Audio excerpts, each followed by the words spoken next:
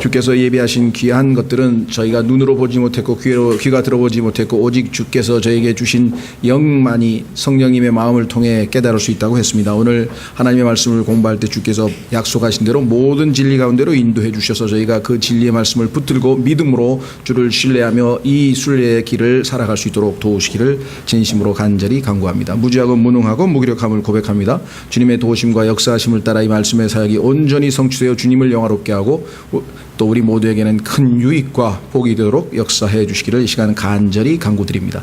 모든 말씀을 우리 주 예수 그리스도 이름으로 기도하옵나이다. 아멘. 혹시 요즘에 우리 인터넷을 보시는 분들은 우리 박창희 형님께서 그 건강 관련 좋은 정보를 많이 제공하고 있는데 혹시 읽어보신 분들이 계신가요? 없어요? 인터넷 다 끊고 사서 인터넷을 보시는 분들은 자유 게시판에 보시면 우리 박창희 형제님께서 그동안에 워낙 건강 문제에 관해서 관심이 많고 특히 성도들이 유익한 정보를 주셔서 조금만 실천해도 정말 아주 어렵지 않고 쉽게 생활 속에서 실천하고 또 도움될 만한 좋은 정보들이 거기 많이 들어 있습니다. 병에 걸리고 나서 고치는 것보다는 예방하는 것이 훨씬 더 지혜롭고 현명한 것이죠. 그래서 요즘에는 과거에는 이제 똑똑하고 공부 잘하는 이런 학생들이 소위 말하는 이 임상의학 고치는 거죠. 병에 걸린 사람을 고치는 그런 기술을 배우는 공부를 했는가 하면 요즘에는 가장 머리가 좋고 똑똑한 사람들이 공부하는 것은 예방의학입니다. 어떻게 하면 병에 안 걸릴 수 있느냐, 그리고 병에 적게 걸릴 수 있느냐, 그 확률을 낮추느냐, 그게 중요한 거죠. 그걸 병 걸린 다음에 엄청난 비용을 들여서 그것도 병 고친다는 것 자체가 물론 고치는 것도 필요하겠죠. 오늘날 아마 이 세상에 사는 인간치고 가장 두려워하는 것은 죽음입니다. 그런데 그 죽음 앞에는 뭐 교통사고를 포함해서 여러 가지 갑작스러운 죽음이 있지만 대개 평범한 사람들은 질병에 걸려서 죽습니다. 그렇죠? 그러다 보니까 이 세상에서 아무리 돈이 많고 아무리 뭐가 많아도 몸이 건강해서 질병으로부터 자유로워서 자기가 마음껏 건강하게 사는 것만큼 큰 복은 없는 것 같습니다. 그러다 보니까 세상에 있는 모든 종교가 이 병 고치는 문제에 아주 예민한데 어쩌다 보니까 우리 기독교도 그 교회 다니는 사람 전부 다 병 고치러 다니는 거 아니냐, 이런 오해를 받게 되는 경우가 있는 것 같습니다. 물론 성경은 질병과 치유에 대해서 분명하게 우리에게 말씀해 주시는데 성경적인 메시지를 통해서 질병의 원인과 질병을 우리가 그리스도인들은 어떻게 대처해야 되는지, 하나님께서 왜 질병을 허락하시는지를 정확하게 알고 성경에서 나와 있는 진리를, 사실을 사람들에게 전해줘야지 일부 잘못된 또 잘못 알고 있는 분들이 예수 믿으면 모든 병을 다 고친다, 만사형통한다, 모든 질병으로부터 자유롭다, 그렇게 하면서 가장 많이 인용하는 성경 구절이 이사야서 53장입니다. 여러분들이 아마 너무 많이 들어본 말씀이죠? 한번 보겠습니다. 이사야서 53장.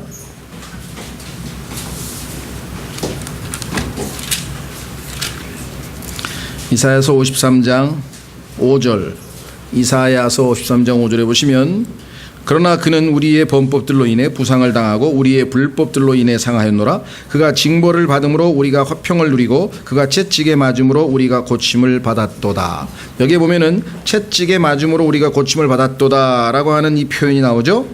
예. 이 표현은 베드로전서 2장 24절에도 인용이 되어 있습니다. 그래서 예수 그리스도를 믿으면 우리가 완전한 병을 고칠 수 있다, 이렇게 믿고 있는 사람들이 엄청나게 많아요.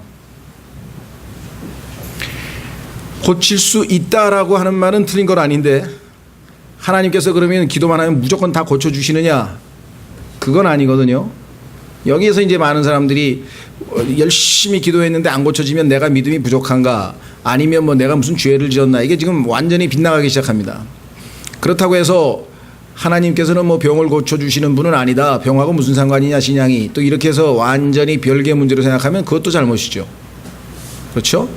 예, 그래서 이 질병과 치유에 관해서는 우리가 2006년 여기 나와 있는 것처럼 4월 2일 날 지금 6년 전에 사실 성경 공부를 자세하게 했지만 그간에 또 새로 오신 분들이 상당히 많고 이 주제가 워낙 주변에 있는 교회 다니는 사람들에게 관심이 많고 국민일보를 포함해서 그다음에 길거리에서 나눠주는 무슨 기독교 관련 무슨 홍보지라든가 보면 맨 병 고쳤다는 얘기거든요. 뭔 병을 고쳤는데 뭐 기도해서 면병을 고치고 기도해서 뭐를 고치고. 근데 기도해서 고쳐가지고 그다음에 살다가 늙어서 죽으면 뭐 그리고 지옥 가면 무슨 소용이 있냐 이게. 병 고치는 목적이 건강하게 사는 것뿐이 아니라 그렇죠. 그 건강한 몸을 가지고 하나님을 영화롭게 하나님을 섬기는 거라면 괜찮지만 단지 병이 있을 때에는 힘이 없어서 죄를 못 짓다가 병을 고쳤더니 이제 힘이 나서 열심히 죄를 짓다가 지옥으로 가버렸다. 그럼 뭐하러 병을 고치냐 이거. 의미가 없잖아요. 그렇죠. 따라서 성경을 통해서 질병과 치유에 관한 말씀을 여러분들이 정리해 놨다가 주변에 있는 분들에게 아니다. 성경은 질병에 대해서 그렇게 말씀하고 계신 것이 아니다. 여기에는 지금 뭐 저기 의사 선생님도 계시고 지금 오셨네요. 의사 선생님도 계시고 또 뭐 의사에 준하시는 분도 계시고 뭐 하여간 등등 건강에 관해서 전문가들이 많이 계시지만 성경이 말씀하시는 질병과 치유에 관해서 우리가 한번 정확하게 배우고 알아두어야 할 필요가 있다라는 것이죠. 자, 그래서 오늘 첫째 보니까 육체적인 교통과 관련된 성경적인 용어가 4가지가 나옵니다. 병약 또는 연약이라 그랬는데요. 이거는 정신과 몸이 나약한 상태. 그러니까 어렸을 때부터 저는 굉장히 몸이 약했었거든요. 이런 사람들이 있죠. 그러니까 부모님으로부터 병약한 유전자를 물려받았든지 아니면 환경이 열악해서 부모님이 아주 임신 중에 아주 영양 공급을 제대로 받지 못해서 아주 하여간 태어날 때부터 부실한 몸으로 태어났든지 자라나면서 영양 공급을 제대로 못 받고 지금 아프리카라든가 이런 막 영양실조에 걸린 어린아이처럼 어떤 공급을 제대로 못 받았든지 어떤 이유에서든지 건강하지 못하고 병약한 건강치 못한 상태에 있는 것, 이것을 성경에서는 나약함 또는 병약함이란 용어를 썼습니다. 이거는 아직은 병의 단계는 아니죠. 이것은 이제 infirmity라고 하는데요. 나약함이라고 할 수 있겠죠. 두 번째에는 sickness라는 단어가 나오는데 이것은 병이라고 합니다. 정신과 몸이 건강하지 못한 상태. 그래서 질병과는 조금 차이가 있는데 질병은 이제 완전히 그야말로 disease라 그래서 몸의 일부에 고통이 있고 신체 기관의 기능이 손상된 상태. 그러니까 원래부터 체질이 약하고 이것과 조금 피로하거나 아니면 좀 감기 증상이 있거나 아니면 무리했다거나 삐었다든가 뭐 이런 정도는 이제 병이라고 할 수 있고, 이제 예를 들면 본격적으로 무슨 질병이 침투해서 이제 바이러스에서 고통이 우리에게 주어진다 그러면 신체 기관의 기능이 손상됐다 이럴 경우에는 이제 질병이라는 말을 쓰고, 그다음에 역병이나 전염병이라고 할 때는 이제 우리가 잘 아는 것처럼 무슨 요즘에 사스를 포함해서 하여간 온갖 중세 패스트를 포함해서 온갖 종류의 병들이 많이 있죠. 그렇죠? 자, 그래서 성경에서는 이 4가지를 이렇게 구분해서 사용하고 있다라는 것을 좀 염두에 두시고요. 그러면 이 땅에 질병이 있는데 우리에게 가장 고통을 주는 것 중에 하나인데 왜 있느냐? 원인은 4가지입니다. 첫째는 2번에 보시면 이 고통들은 다음에 4가지 이유로 인해 하나님에 의해 보내지거나 혹은 허락된다. 하나님께서 직접 그것을 사용해서 수단으로 쓰실 때도 있고 하나님께서 그냥 내버려 허락해 주시는 경우도 있고, 허락하시는 것을 우리는 하나님의 간접적인 허락하시는 뜻이라 그러고, 또 하나님이 직접 병으로 치리하실 때에는 이것을 직접적인 뜻이라고도 합니다. 어쨌거나 죄에 대한 심판으로 주어집니다. 그 다음에 두 번째는 하나님께서 하시고자 하시는 기적적 역사를 위함입니다. 그러니까 기적적인 치유를 통해서 이건 하나님이 살아계신 거 맞다 라고 하는 것을 사람들에게 알려주시기 위한 수단으로 사용하신다. 이거는 인간의 힘으로는 불가능한데 하나님이 개입하신 거 맞다 이거죠. 하나님을 계시하시기 위한 수단 중에 하나로 쓰실 수 있다. 세 번째는 육체를 약화시켜 영적 성숙을 가져옴으로써 영을 강화시키고자 합니다. 아까도 말씀드렸습니다만 우리가 신체적으로 질병이 있고 고통이 있을 때는 죄 지을 생각을 아예 염두를 내지 못합니다. 그 병 아픈 것에 집중하고 오직 그거 고치는 데 마음이 있기 때문에 그렇죠. 예. 그래서 하나님께서는 적절한 순간에 우리에게 육신적인 고통을 통해서 우리가 육신적인 것을 내려놓고 오직 영적인 문제, 하나님과의 교제만을 생각할 수 있도록 기회를 주신다. 이게 영적 성장의 수단으로 사용하시는 것이죠. 우리 그리스도인들에게는 이제 이 세 번째가 사실 가장 관심이 크고요. 네 번째는 이것이 이제 가장 보편적인 이유입니다. 그것은 뭐냐? 창세기 3장의 저주에 따른 자연적인 결과로 주어짐. 그러니까 이 세상의 모든 나쁜 것들은 죄로 말미암아 나온 결과입니다. 죄로 말미암은 결과. 그 중에 하나가 육체적인 노동, 고통도 있고 슬픔도 있고 질병도 있고 사망도 있고 온갖 종류가 많이 있는데 그 중에 하나가 질병이다. 자, 그러면 여기 나와 있는 순서대로 하는데 우선 제일 일반적인 원인부터 한번 좀 살펴보려고 합니다. 순서대로 하지 마시고 맨 뒤에 보시면 저주의 결과. 하나님께서 인간이 죄를 짓고 이 자연이 인간이 저주받은 것과 동시에 저주를 받았다. 자, 창세기 3장으로 가보겠습니다. 창세기 3장에 가면은 하나님께서 저주를 하시는 장면이 나오죠. 창세기 3장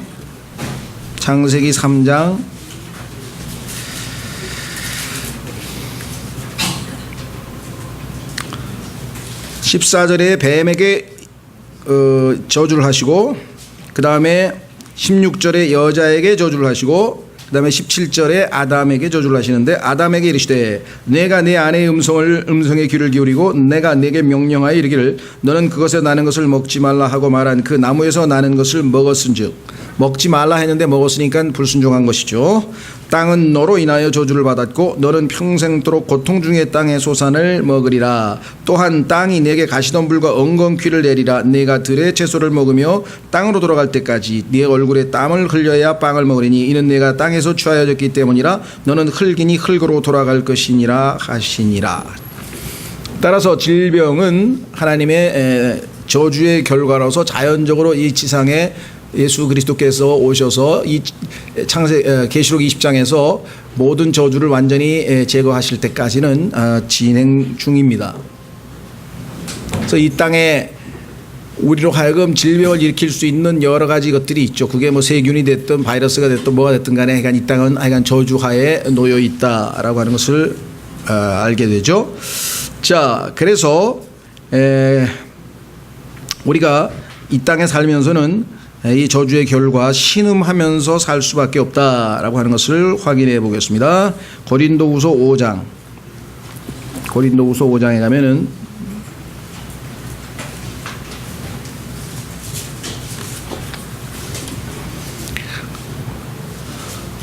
아담이 죄를 짓기 전에는 에덴 동산에서 에덴이라고 하는 곳에 있는 동산에서 좀 마음껏 맛있는 것도 먹고 열심히 하여간 소위 말하면 고통이란 게 없었어요. 그런데 창세기 3장 이후의 저주로 말미암아 이 땅에서는 이제 온갖 종류의 문제들이 생겼죠. 그래서 우리가 신음할 수밖에 없다. 고린도후서 5장 2절 우리가 이 장막에서 신음하며 하늘로부터 오는 우리 집으로 옷 입기를 간절히 원하노니. 신음 4절 이 장막에 있는 우리가 짐을 진 채 신음을 하는데요. 우리만 신음하는 게 아니라 자연도 신음하고 있다 그랬습니다. 로마서 8장으로 가겠습니다. 왼쪽으로 넘기면 로마서 8장으로 가시면 요즘에 인구에 회자되고 있는 가장 사람들의 관심이 집중되고 있는 것 중에 하나가 그린입니다. 그린피아, 소위 말하면 녹색혁명인데요. 환경운동도 거기 포함되고 있고 웰빙 식단도 거기에 포함되어 있고 건강식품도 거기 포함되어 있고 그다음에 뭐 자연으로 돌아가자 아니면은 뭐 유기농을 포함해서 하여간 지금 뭐 온통 관심이 거기로 가고 있습니다. 왜냐하면은 인간이 가공을 해서 뭔가 손을 댔더니 다 망가뜨려 놨대. 그렇죠? 예, 그래서 뭐 요즘에 뭐 집도 질 때 다 막 무슨 황토 흙으로 지어가지고 거기에서 뭐 인간의 몸에 좋은 게 많이 나오더라. 뭐 물도 뭐 하여간 그러니까 가공해서 인간이 손대서 뭐가 제대로 되는 게 하나도 없죠. 그래서 자연으로 돌아간다 뭐 그런 얘기들을 많이 하게 되지만 자연이라고 그러면 우리에게 항상 좋은 것만 가져다 주느냐? 그렇지 않습니다. 자연에서 나오는 것 막 따다 먹었다는요 독버섯 먹고 죽을 수도 있어요. 그렇죠. 네. 왜? 독버섯이 독이 들어있는데 또 자연 속에 들어있는 거 양귀비나 무슨 뭐 저 카카오 코코아 뭐 이런 거 잘못 먹으면 중독 물질에 중독돼 가지고 저기가 됩니다. 그렇죠. 그 중남미 잉카 제국의 사람들 당시 평균 수명이 35세예요. 왜냐하면 그 사람들은 그 카카오인가 무슨 코카 나무 열매를 계속 씹으면서 이 노동을 했습니다. 피곤하면 그거 씹고 피곤하면 그거 씹고 신기하게 그만 먹으면 안 피곤하거든. 그래서 소위 말하는 오늘날 그 코케인의 원료인데요. 그러니까 72시간을 밭에서 계속 잠도 안 자고 노동을 해도 피곤하지 않았다는데 그게 바로 그 대신 세포는 2배로 빨리 노화돼서 결국은 70세에 죽을 사람이 35세 되면 다 수명이 다 해버리는 그런 일이. 엘비스 프레슬리가 죽었을 때 부검했더니 42세인가에 죽었는데 70세에서 80세의 노인의 세포만큼 왜? 하도 마약을 해대가지고 세포가 그렇게 이미 노화된 것들을 우리가 보게 됩니다. 그렇죠? 예, 그래서 이 자연도 우리에게 항상 좋은 것만을 제공해 주는 것은 아닙니다. 그래서 그런 중독 물질도 있고요, 독성도 있고요. 자, 그래서 그 재밌는 얘기를 하나 해드려. 재밌는 성경 공부를 한다는데 재밌는 공부가 아니니까 할 수 없이 재밌는 얘기를 하나 해드려야 되겠. 요즘에 산에 가면 뭐 버섯 좋다고 그냥 막 아무렇게나 따먹다가 독버섯 먹고 뭐 이제 식중독 막 아니면 잘못하면 죽는 사람도 생기죠. 예. 아주 식물학자가 한 분 있었어요. 식물 채집을 해가지고 이제 식물 연구하는 식물학자 교수가 하나 있었는데 산에 가가지고 어느 날 아주 버섯을 좋은 버섯을 따가지고 와서 이제 직접 씻어서 요리를 딱 해가지고 부인에게 이제 먹어보라 그런 거예요. 부인이 그냥 너무 기뻐가지고 나를 위해서 산에 가서 이렇게 요리까지 막 감격해가지고 맛있게 먹었습니다. 아침에 일어났어요. 남편이 물어보는 거예요. 괜찮냐고. 그러니까 괜찮다 그러더니 독버섯은 아니구만. 부인을 실험 대상으로 쓴 먹어보고 괜찮으면 먹을 만한 버섯이라고. 그러니까 부인이 그렇게 너무 자주 감격할 필요가 없습니다. 그 의도를 잘 파악을 해야지. 예, 이건 농담이. 어쨌거나. 자, 그래서 여기 로마서 8장에 보면은 신음하고 있는 자연이 나옵니다. 한번 보겠습니다. 20절. 창조물, 이 세상에 존재하는 모든 것들이 창조물이 헛된 것에 복종하게 된 것은 자진해서 된 것이 아니요 소망 중에 바로 그것을 복종하게 하신 분으로 인한 것이니. 그렇죠. 창세기 3장에 하나님이 저주를 했기 때문에, 왜? 아담의 죄로 말미암아 저주를 했기 때문에 지금 땅이 문제가 생기. 땅이 잘못했나요? 뭐 감자가 잘못해서 감자에 독이 들어있나요? 아니죠. 자, 그래서 뭐라고 되어 있는 거 아니? 이는 창조물 자신도 썩음의 속박에서 해방되어 하나님의 자녀들의 영광스러운 자유에 이를 것이기 때문이라. 그렇습니다. 그래서 자연도 실험하고 있다는 사실을 우리가 알 수 있죠. 그래서 다시 돌아오시면 저주의 결과에서 보시면 쭉 나와 있는 것 중에 8절에 보면 아사왕도 나이가 들어서 병이 들었죠. 디모데도 하나님의 일꾼이지만 이 땅의 자연적 결과로서의 저주의 결과로 위장병이 생겼죠. 더더군다나 목사 노릇을 하니까 스트레스를 많이 받겠죠. 그렇죠? 예. 지금이나 그때나 똑같아요. 보면 계속 어디가 아픈데 우리 아이가 어떻게 됐습니다. 기도 부탁합니다. 우리 할머니, 우리 모친이 돌아가시게 되었습니다. 기도 부탁합니다. 또 뭐 어떻게 됐습니다. 기도 부탁합니다. 아픈 사람 얘기를 하도 많이 듣다 보니까 이제 디모데도 그거 기도하다 보면 쉽지 않겠죠. 그래 병에 걸렸다. 에바브로디도도 복음 전하다가 병에 걸려서 중간에 내려놓고 갈 수밖에 없고, 드로비모도 마찬가지. 엘리사 같이 하나님의 위대한 종도 역시 질병에 걸렸고, 다니엘도 심히 아파서 끙끙댔다는 표현이 성경에 나와요. 그러니까 여러분이 무슨 병이 걸린다든가 무슨 어떤 상황이 발생했을 때 나에게만 이상한 일이 벌어졌구나 생각할 게 아니라 이 땅은 죄의 저주 하에 놓여 있구나. 예수 그리스도께서 십자가에서 그 저주를 제거하기 위해서 십자가에서 죽으셨습니다. 그래서 그 저주는 지금 제거됐습니다. 그러나 완전히 그것이 성취되려면 예수님이 이 땅에 재림하실 때, 그렇죠? 이 땅에서 천년왕국 때 저주가 풀려있는, 저주가 완전히 제거된 모습을 보지만 지금 현재 우리는 이 땅에 놓여있는 저주는 그대로 아직 남아있고 우리의 몸 안에 육체 안에도 죄가 그대로 거해있고 예수 그리스도의 능력으로 죄와 저주를 극복하면서 초월하면서 살아갈 수 있는 능력을 받은 거지, 저주와 죄가 없어져 버린 것은 아니다 이 말이에요. 그렇죠? 자, 그래서 이제 두 번째로 갑니다. 앞장으로 가시면 하나님께서는 자연적으로 생기는 질병 이외에 나이가 들어서 아니면 피곤해서 예를 들면 3일 동안 밥도 안 먹고 죽으라고 뭐 일만 했다. 그래서 뭐 몸살이 걸렸다. 그건 너무나 자연스러운 일이죠. 그게 아니라 전혀 외적인 요인으로 봤을 때에는 병에 걸릴 이유가 없는데 잘 먹고 건강하고 그렇죠. 건강한 아무 이유가 없는데 뭔 일이 터졌다. 그럴 때에는 첫 번째로 우리가 살펴봐야 될 것은 혹시 내가 죄를 지어서 하나님께서 그것을 지적하시기 위한 것이 아닌지 우선 기도를 해봐야 된다.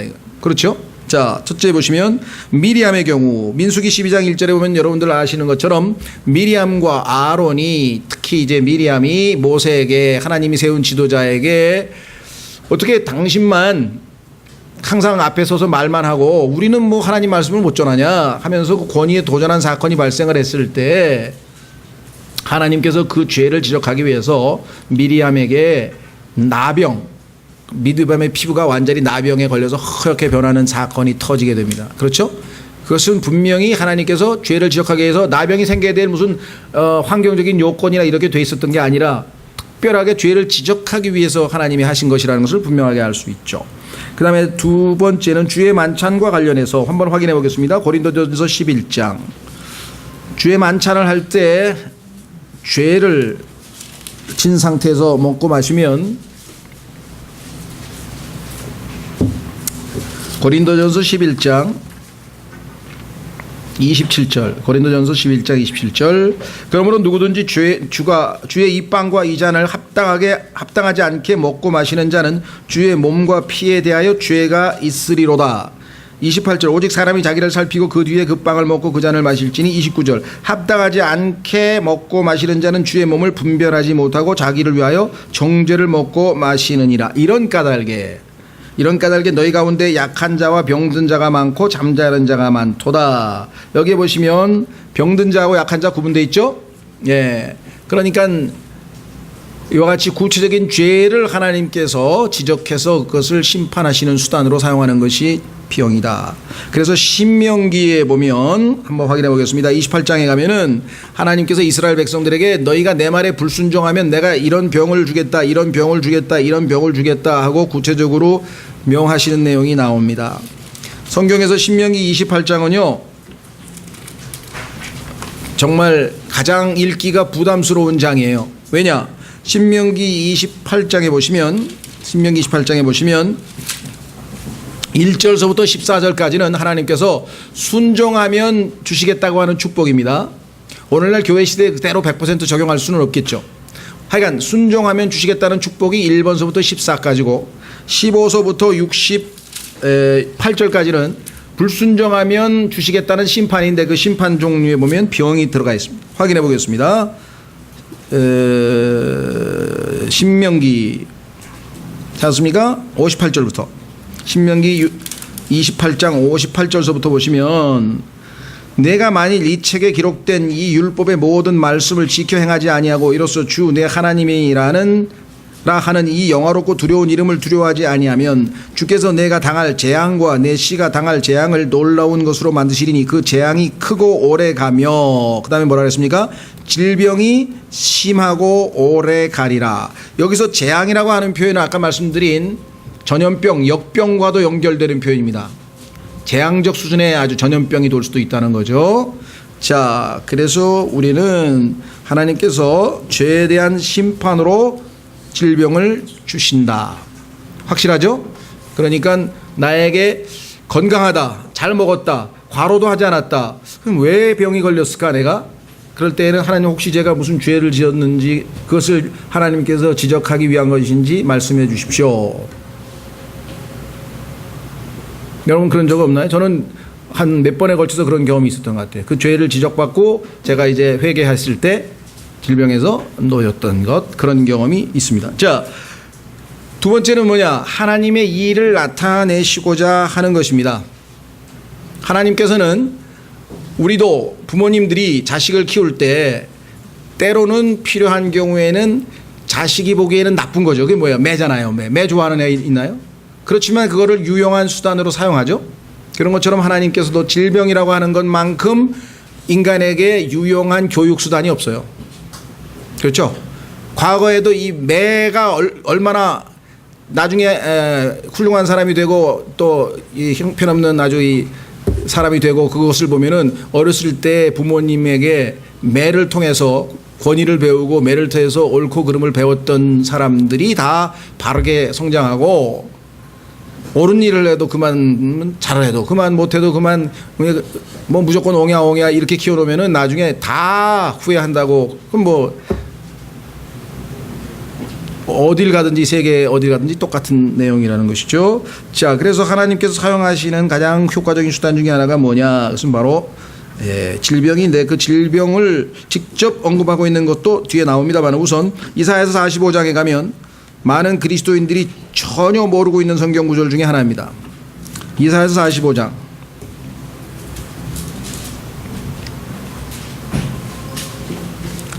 나는 빛도 짓고 어둠도 창조하며 평안도 만들고 재앙도 창조하나니 나 주가 이 모든 일을 행하느니라.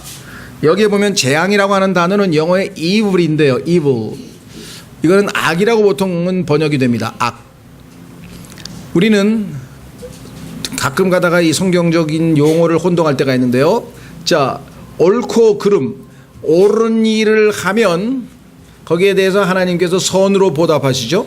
그래서 옳은 일은 항상 좋은 선한 것으로 열매가 나오고 옳지 않은 일을 하면 항상 악한 것, 나쁜 것으로 결과가 나오게 되어 있습니다. 그러니까 악은 옳지 않은 게 아니라 옳지 않은 것에 대한 열매, 결과를 나타내는 거예요. 그래서 하나님께서 옳지 않은 짓을 한 사람에게는 어떻게 해요?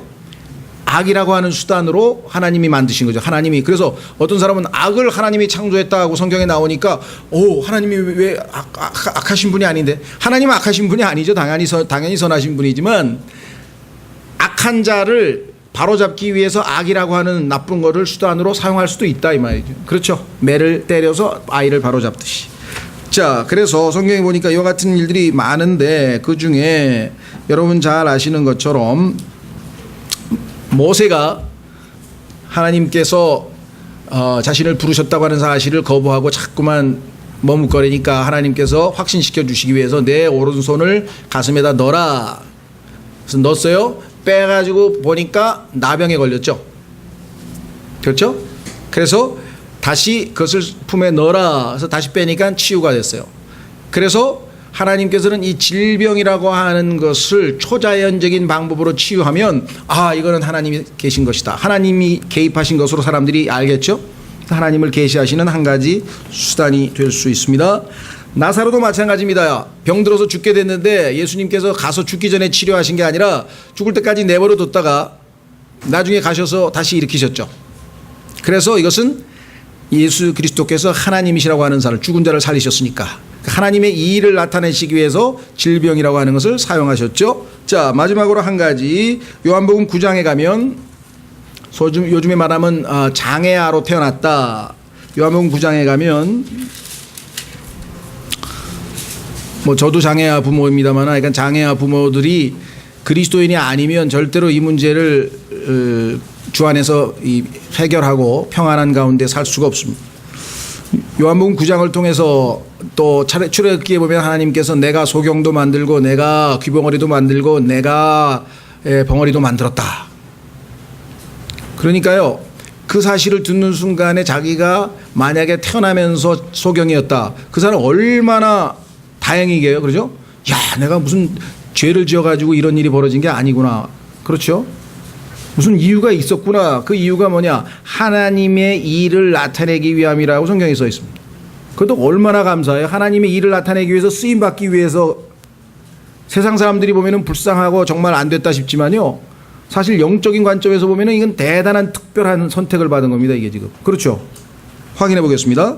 요한복음 9장 1절 예수님께서 지나가실 때 태어날 때부터 눈먼 사람을 보시매 그분의 제자들이 그분께 여쭈어 이르되 선생님이여 누가 죄를 지었기에 그가 눈먼 자로 태어났나이까 이 사람이니까 그의 부모니이니까 하니 대부분의 사람들은 죄 져서 저렇게 태어났나 보다 다 그렇게 생각하는데 장애자 부모도 마찬가지예요. 그래서 처음에 전부 그렇게 기도합니다. 하나님 제가 무슨 죄를 지어서 이렇게 됐습니까? 얼마나 그 교통스럽게 해서. 그런데 주님이 그건 죄 때문이 아니다. 부모 죄도 아니고 본인 죄도 아니다. 얼마나 자유함을 해방감을 느끼겠어요? 더더군다나 위로의 말씀이 있어요. 이것은 무슨 말씀이냐? 3절 예수님께 대답하시되 이 사람이나 그의 부모나 죄를 짓지 아니하였으며 다만 이것은 그에게서 하나님의 일들을 나타내고자 함이니라. 여러분들 가운데 아마 모르겠어요. 어떤 사람을 그리스도인으로서 존경하는지 잘 모르겠는데 저는 가장 존경하는 사람 중에 한 분, 우리하고 뭐 교리도 다르고 성경도 다르고 그러지만 하여간 그리스도인으로서 제일 존경하는 분 중에 하나가 송명희라고 하는 여류 시인인데요.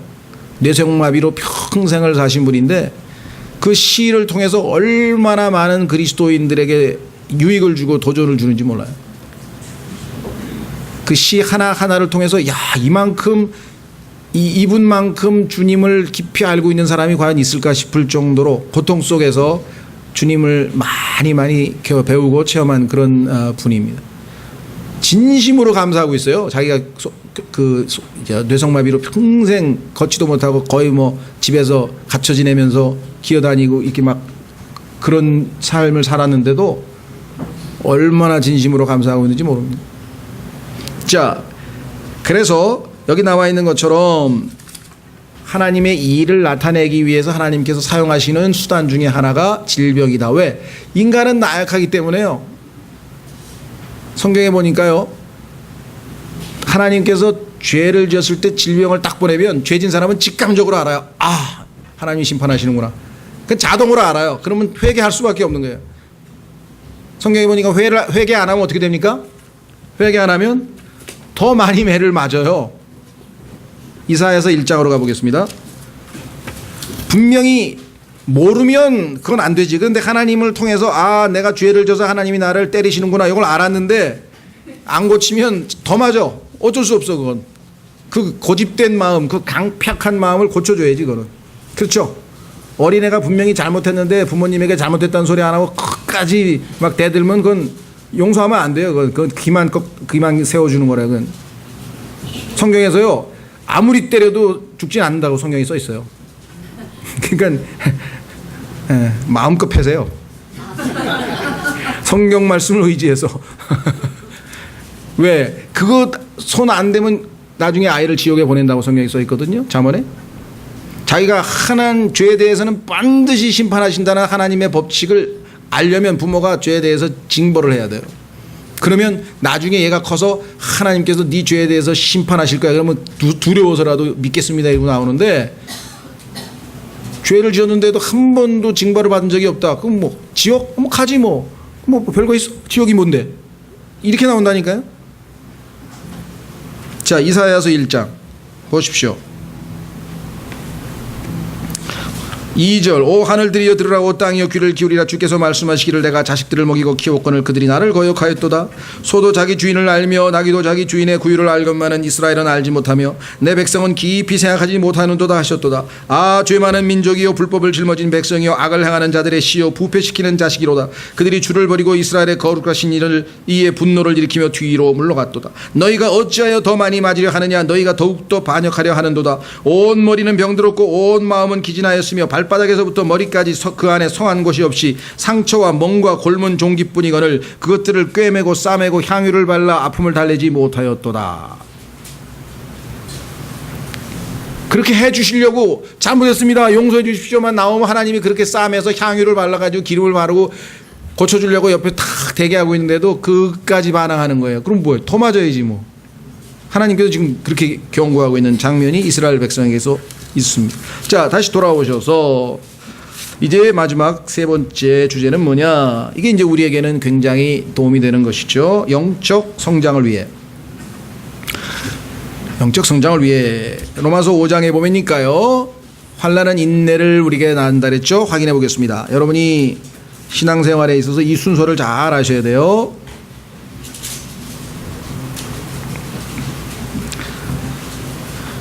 자, 로마서 5장에 보면은 구원의 결과가 나타나는데요. 그러므로 우리가 믿음으로 의롭게 되어, 자, 의롭게 됐습니다. 그 결과 우리 주 예수 그리스도를 통해 하나님과 화평을 누리는도다. 첫째 축복. 두 번째, 또 우리가 그분을 통해 지금 우리가 서 있는 이 은혜 안에 믿음으로 들어감을 얻었으며 항상 주의 은혜의 왕좌 앞에 나아갈 수 있습니다. 세 번째, 하나님의 영광의 소망을 기뻐하느니라. 주님 오실 때 우리가 영광스럽게 변화된다. 이때 우리의 질병도 완전히 질병으로부터도 해방받게 되겠죠. 그렇죠? 예. 그런데 그 전에는 어떻게 되느냐? 3절. 그리할 뿐 아니라 주님이 오셔서 영광의 소망을 우리가 기뻐하는 것은 물론이지만 그 전에 이 세상에서 광야 같은 이 세상에서 살 때는 어떻게 하는가? 우리가 환난도 기뻐하나니 환난은 인내를. 환난이 닥쳐와도 우리는 기뻐할 수 있는 힘이 있다. 왜? 그 환난이, 그 질병이 나에게 가져다 줄 인내의 교육, 인내는 체험을, 인내가 반복되다 보니까 경험이 쌓이죠. 체험은 소망을 이루는 줄 우리가 아노라. 고린도후서 12장으로 가면 마지막 구절입니다. 고린도후서 12장으로 가면은 사도 바울의 체험을 통해서 우리에게도 하나님께서 질병을 통해서 하시고자 하는 뜻이 있다. 고린도후서 12장.